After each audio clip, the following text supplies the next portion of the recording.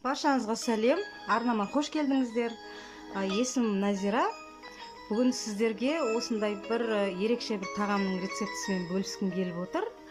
Кешкі асқа, немесе не болмаса түскі асқа осылай жасасаңыздар болады. Өте дәмді тағам. Және де жасалу жолы оңай. Жылдам дайын болады. Достар, видеомды соңына дейін қарап, егер каналыма, арнама тіркелмеген болсаңыздар, арнама тіркеліп қойыңыз. Және де достарыңызбен бөлісуді ұмытпаңыз. Бұл тағамды дайындау үшін маған шамамен 400 граммдай фарш қажет болды. Сосын чеснок осылай майдалап турап, екі жуаны турап, екі жуа қостым. Және де дәміне қарай тұз, қарабұрыш, дәмдеуіштер өздеріңіздің қалауларыңыз бойынша. Мен фаршқа арналған дәмдеуішті қостым, және де прованский травой дәмдеуішін қостым. Өте дәмді шықты.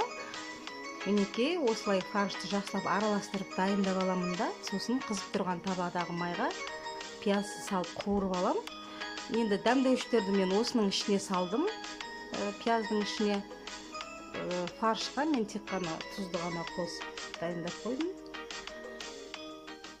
Осылай пиязды жақсылап қуырып алып, үстіне су құйып, шамамен бір 200 граммдай су құйып, осылай қайнатып, енді мына макарон саламын, гнездышко макарон дейді ғой. Осы макаронды салып, сосын осы макаронның ортасына дайындап алған фарштарымды саламын әдемілеп. Мен осылай видеода көріп тұрғандарыңыздай жасасаңыздар, қателеспейсіздер. Ой пікіріңізді комментарий бөлімінде қалдырып қойыңыз. Сіздің ой пікіріңіз мен үшін өте маңызды. Және де болашақта менен қандай рецепттер күтесіз, соны да жазып қойсаңыз, өте қатты қуанып қалар едім. Мінекей фаршты осылай салып, бәрінің ортасына сосын бетін қақпақпен жауып, шамамен бір 20-25 минуттай баяу отта пісіріп аламын. Енді піскен кезде үстіне 100 граммдай сырды осындай үккіштен өткізіп, бетіне сырды салып, тағы да қаппағын жауып, шамамен 5 минутқа бұқтырып қоям.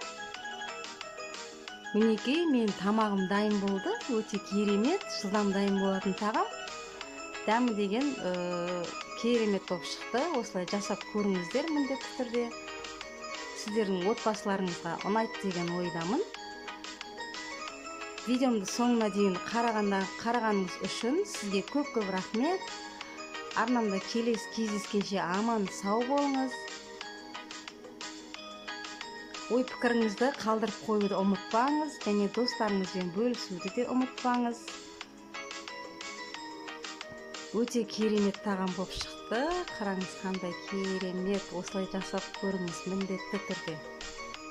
Дәмі деген керемет болып шықты. Бұған енді азық-түлік көп те керек емес қой, сол үйдегі бар азық-түлікпен жасай салуға болады. Сау саламатта болыңыз.